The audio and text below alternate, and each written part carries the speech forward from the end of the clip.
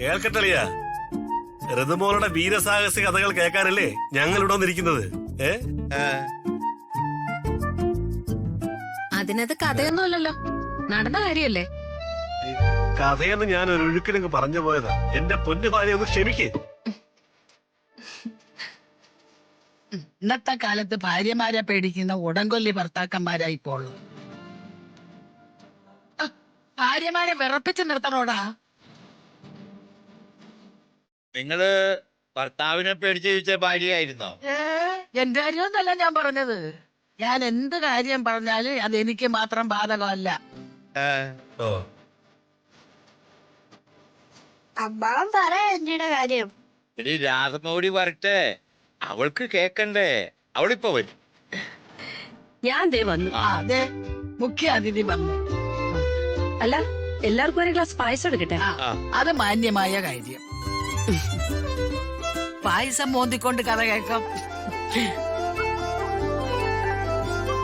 മോന്താനെന്താ കള്ളാണോ പായസം? ഈ തള്ളയുടെ ഒരു കാര്യം.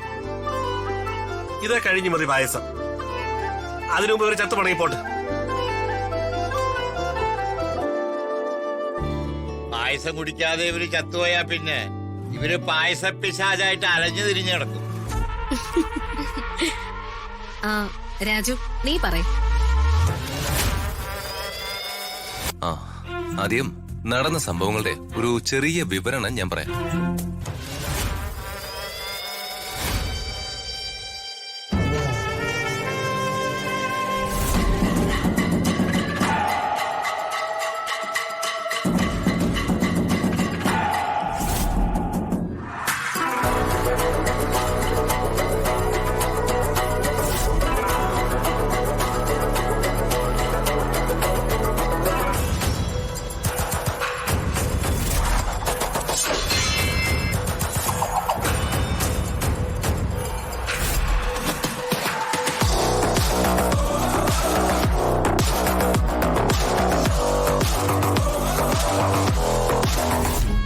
എന്റെ അമ്മേ, ഋതുവിന്റെ പെർഫോമൻസ് കണ്ടിട്ടേ ഞാൻ തന്നെ വണ്ടറടിച്ചു പോയി.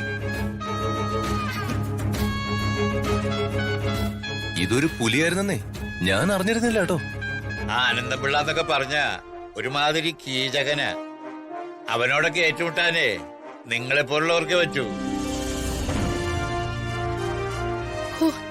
എന്നാലും എന്റെ മോളെ, മോക്ക് എവിടെ നിന്ന് കിട്ടി ഇത്രയും ധൈര്യം? ഇതൊക്കെ പൈതൃകല്ലേടി.